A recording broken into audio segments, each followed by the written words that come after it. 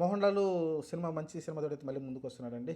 Lucifer 1 ఏదైతే బాగా hit అయిందో అది మన చిరంజీవి గాడ్ ఫాదర్గా అయితే తెలుగులో కూడా రీమేక్ చేయడం చూసాం మనమైతే.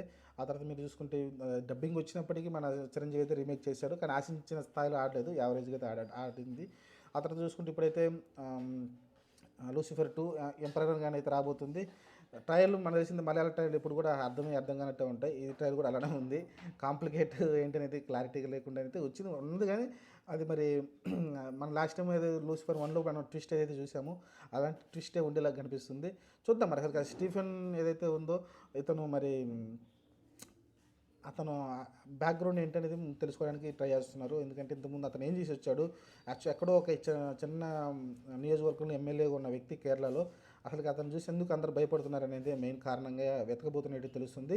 అతను ఏంటి ఆ బ్యాక్గ్రౌండ్, అంతమంది ఎందుకు భయపడుతున్నారు, కొంతమంది మాఫియా డాన్లు కూడా అతను చూసి భయపడుతున్నారంటే ఏంటి, ఇంతకుముందు ఆయన ఏం చేశాడనేది ఈ సినిమాలో చూపించబోతున్నారైతే ఒక రకంగా అర్థమవుతుంది మనకైతే. ఆ గన్లు, ఆ ఫైర్ వర్క్లు అన్నీ చూస్తున్నాం. అలానే మళ్ళీ ఇక్కడ కలిసి సొంత కేరళలో ఏదైతే ఆయన తండ్రి గారు ఉన్నారో అతని మళ్ళీ కుటుంబానికి ఏదో అపాయం అంటే కొంచెం ఇబ్బంది రాబోతున్నట్టు తెలుస్తుంది. దాని గురించి మళ్ళీ కేరళకు వచ్చేలా కనిపిస్తున్నాడు మోహన్ లాల్ అయితే. ఓవరాల్గా అయితే చిన్న కాంప్లికేట్ పెట్టుకుని తీస్తున్నారు, చూడాలి మరి.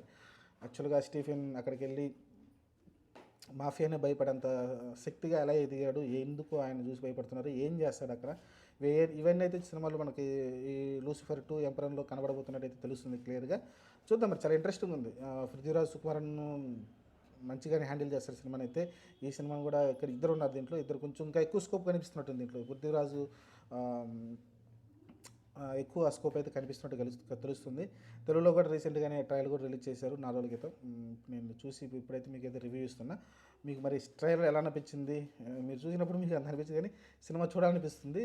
సినిమా ఎప్పుడు స్లోగా ఉంటుంది, మీకు పెద్ద పెద్ద హడావుడీలు జింగ్ అని ఉండవు. సినిమా మీకు ట్రయల్ కూడా చూస్తే కూడా అలానే అనిపిస్తుంది. బ్యాక్గ్రౌండ్ వాయిస్ వస్తూ మీకు ముందుకెళ్తూ ఉంటుంది. సినిమా కూడా అంతే అనిపిస్తూ ఉంటుంది మీకు. కానీ మీరు లూసిఫర్ 1 ఇష్టపడితే ఇది ఖచ్చితంగా మీకు కూడా ఇష్టపడతారని నాకు అనిపిస్తుంది. చూద్దాం మరి.